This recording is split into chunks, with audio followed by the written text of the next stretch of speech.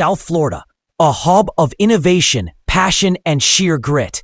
Here, an exclusive league of women is reshaping the business landscape. Fast-paced shots of diverse women working, leading meetings, and succeeding. You've seen their success. Now, hear their stories. Close-up, inspiring shots of the featured entrepreneurs. Join host Doris WithaD as she dives deep to uncover what drives them, what inspires their ambition, and what truly makes these forces of nature. The Unstoppable Women Entrepreneurs of South Florida.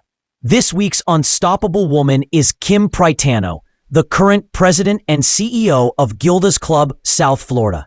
Hi everyone, I'm Doris WithaD from SoFloDining magazine, and today I have the pleasure to be here with Kim Praitano, who is the CEO of Gilda's Clubhouse.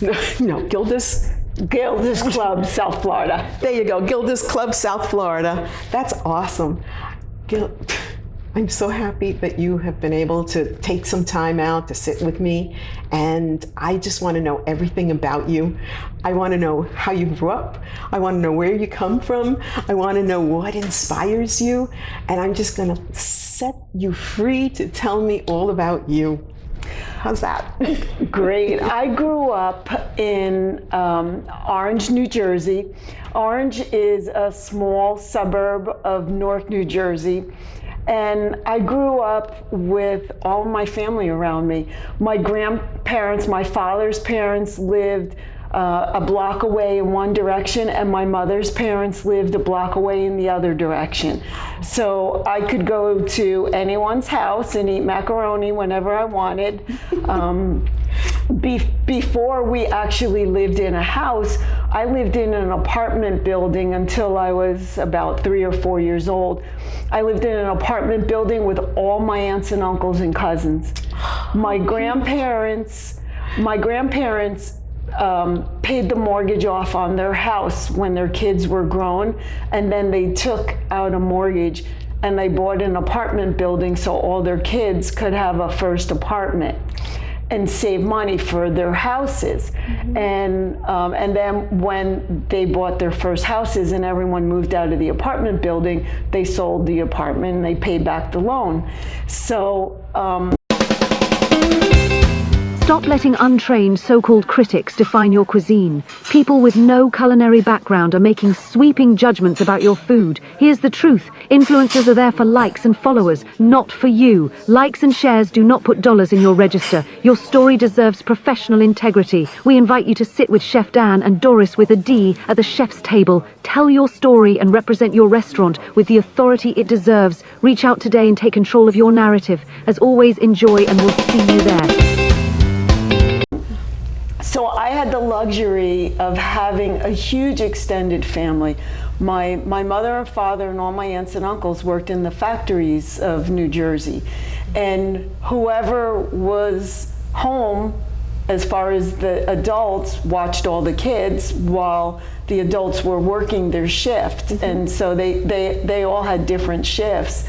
So it was an amazing experience in that sense. And then even when my aunts and uncles bought their first houses, we still all lived in the same neighborhood. I remember there was a panic in my family when one of my aunts and uncles moved about a mile away. It was like, oh my God, they live so far. How are we going to get there? Because walking was further, than we were used to. Mm-hmm. But that's a totally different experience from what you see today.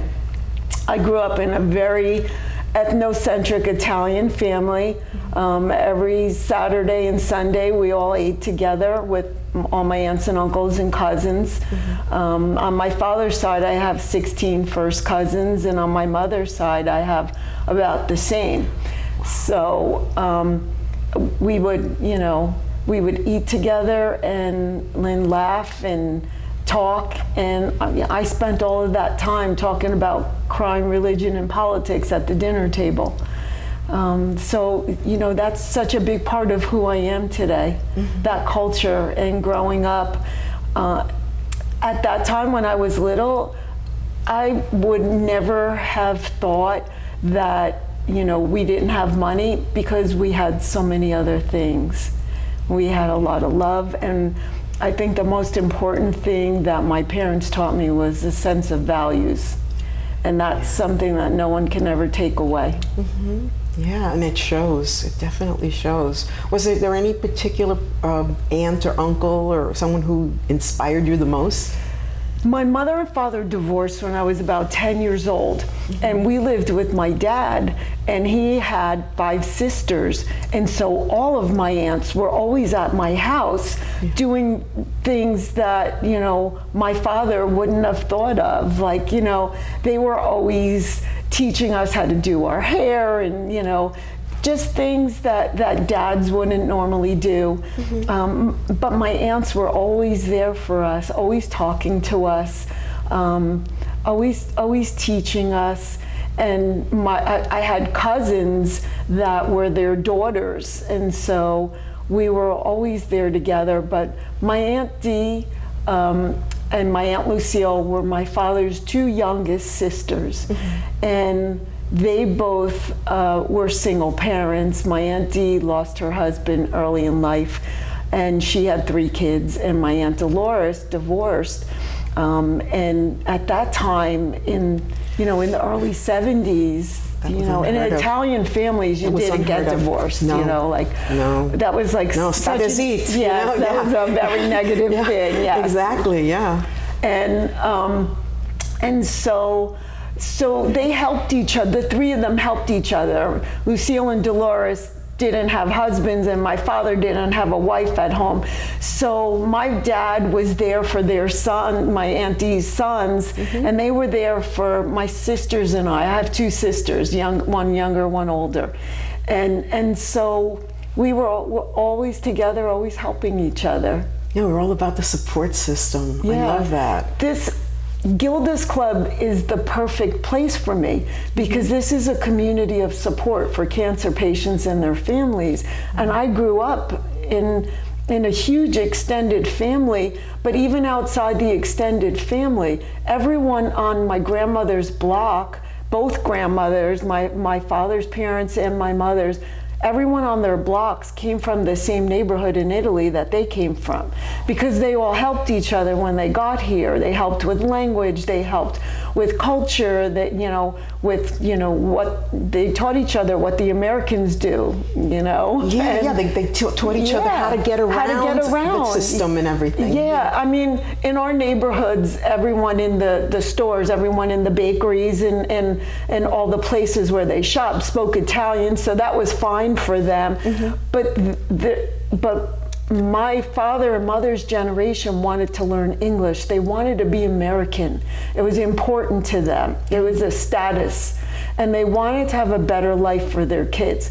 Even though they all worked in factories, and they didn't want their kids, my generation, mm-hmm. to have to work in the factories the way they did, 12 hours a day, 6 days a week. Right. My mother had 2 and 3 jobs at a time.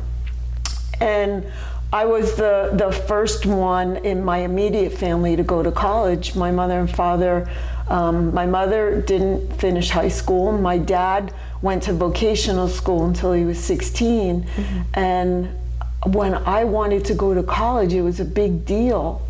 They didn't know what that meant. They didn't want me to go to college because in my family, if you were a woman, you stayed home and took care of the kids. You were the center of the family. You were the hand that rocked the cradle. Attention Fort Lauderdale metro area business owners. Are you seen? Are you known? Are you in the definitive resource that locals and visitors use daily? You need to be in the beachside directory. We're the place consumers go to find the who's who of services, from accounting to wealth managers, air conditioning repair to window treatments. If you offer professional services, personal services, or repair and remodeling, your clients are looking for you here. Don't rely on generic search engines. Beachside Directory offers personalized service and high-visibility advertising tailored to your local audience. We feature your business alongside top dining, shopping, and activities. Do what hundreds have done already. Be seen, be known, Be in the Beachside directory. Learn about personalized service and listing options today. Visit beachside.directory. Beachside Directory. Grow your local footprint. And my dad was mortified. Like, what would that mean?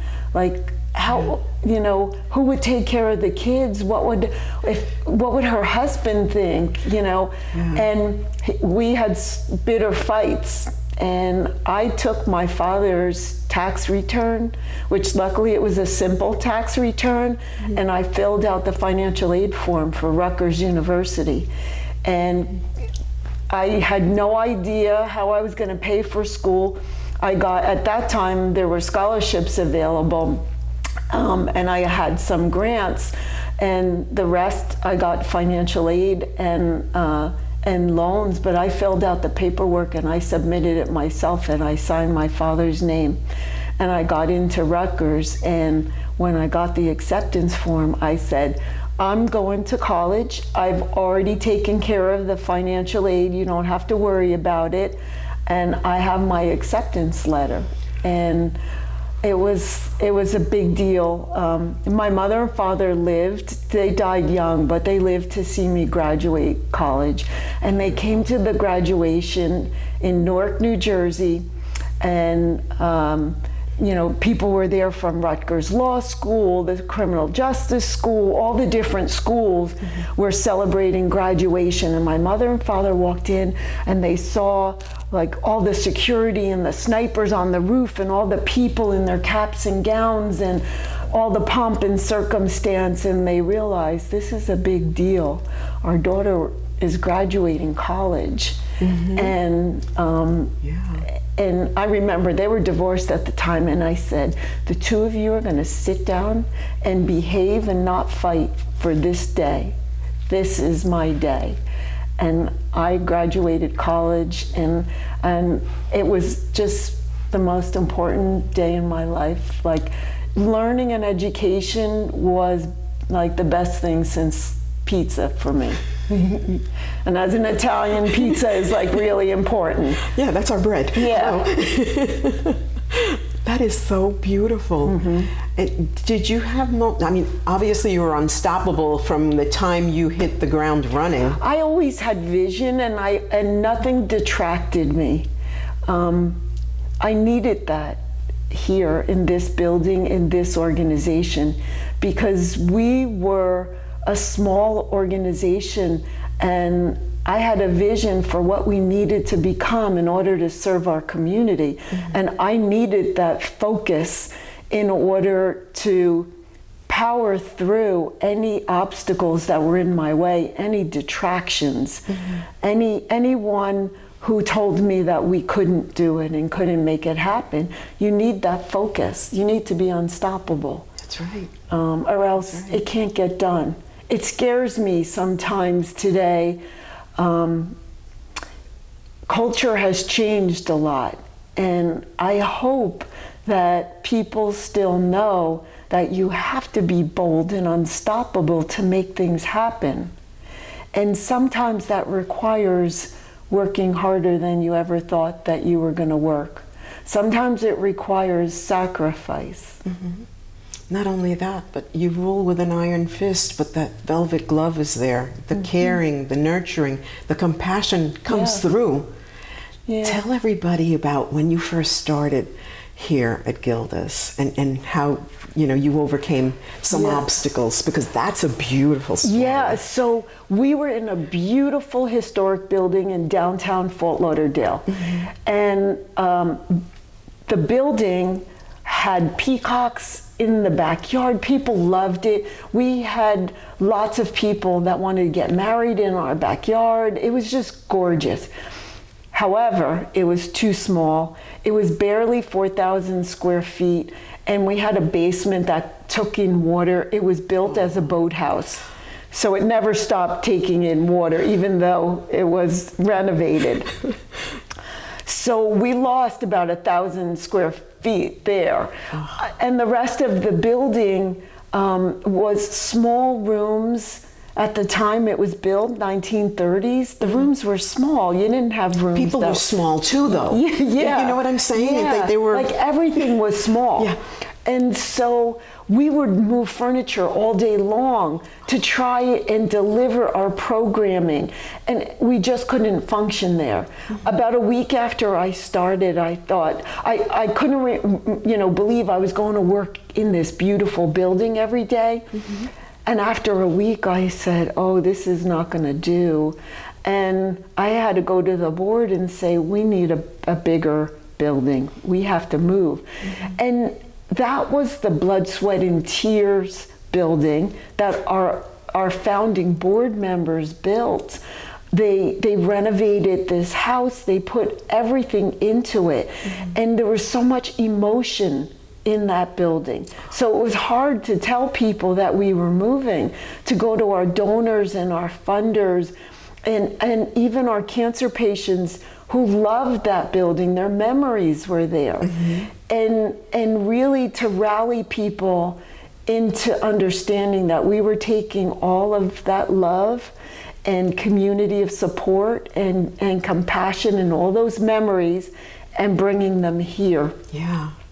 When we were looking for a new place, one of our donors was a commercial real estate broker, and he took us to several buildings, but he gave me the list in advance. So of course, nosy me went driving around, looking in the windows of the buildings. And when I got to this building that we're in on Prospect, I looked in the windows and I said, this is our building. Because there's a lot of windows. I could see what was inside. It had everything that we needed. It had space for big kitchens. It had space for big multi-purpose room events. It had just everything. It had space for support group rooms, but a lot of it was a warehouse, so it needed construction. You had to have vision in order to see what could be built there. And I took a cutting from the yard outside, and it was a wandering Jew, and I brought it home and I put it in water and I said, this is our building. We're gonna move here. And I grew that wandering Jew into a plant, and the plant was growing in my house. And a year went by and the landlord didn't want to sell us the building. He wanted more money, and the building was on the market for 2 years. It wasn't like somebody else was coming along to offer more money.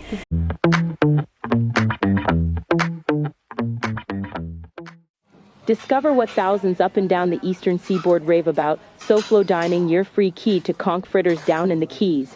Fort Lauderdale waterfront gems. Vegan Homeboys monthly picks. Rick Tobin's words of wisdom. Doris WithaD's on South Florida events. Who's at the chef's table with Chef Dan. Unstoppable women entrepreneurs.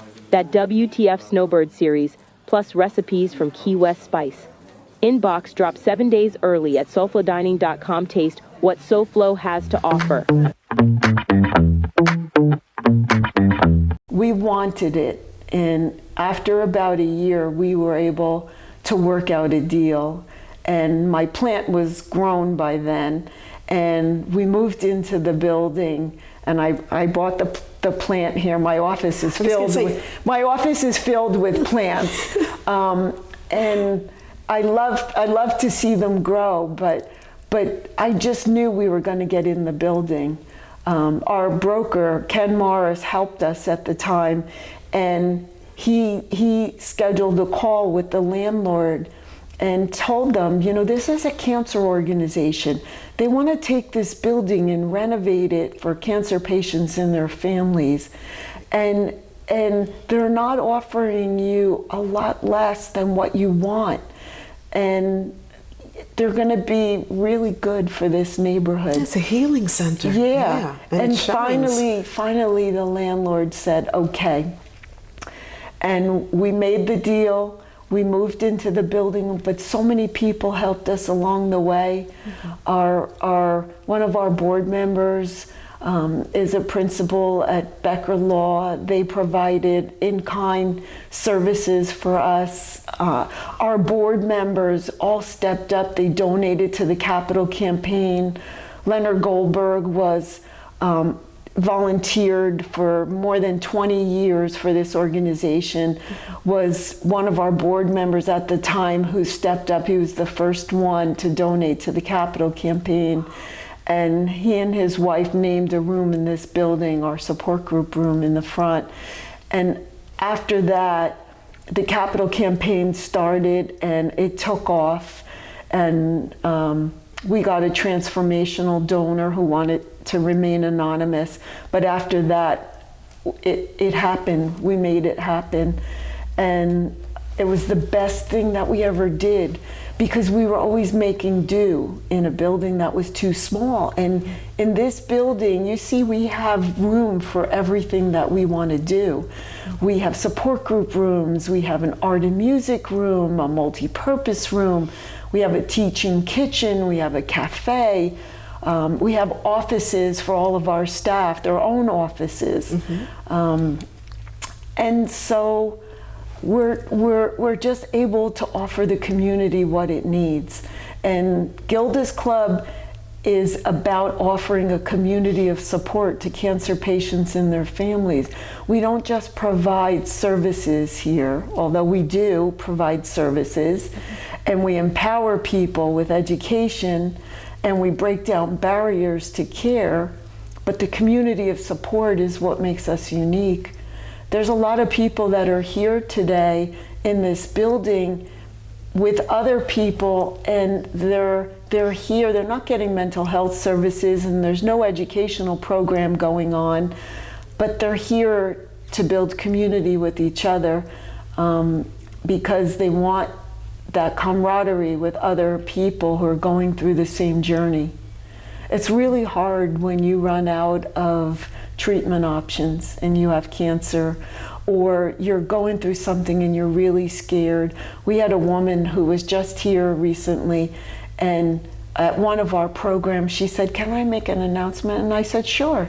And we asked everyone to be quiet, and she said, "I'm going to ask everyone to pray for me because I got another bout of cancer and I'm really scared and I don't know what's going to happen." And everyone came to her support. And that's what this place is all about. That's beautiful. It is so beautiful. You're holding beautiful space here. Yeah. Not only outside, but and I noticed the outside is absolutely gorgeous, but the inside, the energy in here is absolutely phenomenal, and that comes from you. Yeah, it's important because when you're going through something hard and then you walk into this beautiful space and there are other people here with open arms to welcome you, not only the staff, but other people that are going through the same thing that you're going through. It's different, it's special. People know that we have a teaching kitchen, but we have a whole coffee station set up. They know they can come here and just sit down and have a cup of coffee and feel at home and be at home. Yeah. Like, this is like going to grandma's house, only it's bigger. I'm just gonna say, it's huge. Yeah. And it's so comfortable. You have mastered the cozy with the room. How do That's you do what that? That was hard for us to figure out because our other building was smaller. It was going to grandma's house, and that's what people didn't want to lose. They didn't want to leave that behind. And we had to take a commercial building, and we worked with our general contractor, and we taught him about Gilda's Club. He was the best. He helped us design this space for what we needed, and his whole team that he brought in here, every subcontractor, every employee, every 1099 worker that he had, he relayed the mission of Gilda's Club to them. So when they were building and they were doing and proposing, it looked the way it looks. And it had that warm, welcoming feeling like you were at somebody's home. Yeah, mission accomplished. Yeah, absolutely. It's part of our model. And I am not that kind of creative when it comes to color and art and decorating. That's not my wheelhouse. But I found people who were better at that than me, a lot of my staff members, and they made recommendations when it was time to buy furniture. You know, I would say, what do you want? What do you think? What do you think the members would like? We would bring it. So we provided services while we were constructing this building, because the offices were done and we had some community space here that was big enough for us to do some things. It was during the pandemic, so everyone didn't come in person. But when people were here in person, I would show them what we were thinking, and they would say, you know, we could use something more colorful, or we could use something with different chairs than this because it's hard for us to get up. And so they helped us design what's here. That's beautiful. You incorporated their guidance. Well, and for the years that we were in downtown Fort Lauderdale in a smaller space, we started a wish list of all the things that we wanted in our new building. And I would have them dream. We wanted something that was handicap accessible. We wanted a parking lot. We wanted support group rooms. We wanted a teaching kitchen. We wanted an education center. And we have all the things that we want. Thanks for watching this powerful episode featuring unstoppable entrepreneur women of South Florida. It's been a truly insightful time at the leadership table with Doris WithaD. Join us next time. You won't want to miss our next guest's story. This show is a proud joint production of SoFloDining and SoFloImaz. Head over to SoFloDining.com to subscribe for free to our online magazine, packed with awesome features, discounts, and South Florida dining tips. SoFloDining is your go-to guide for all things tasty in the Sunshine State. See you soon!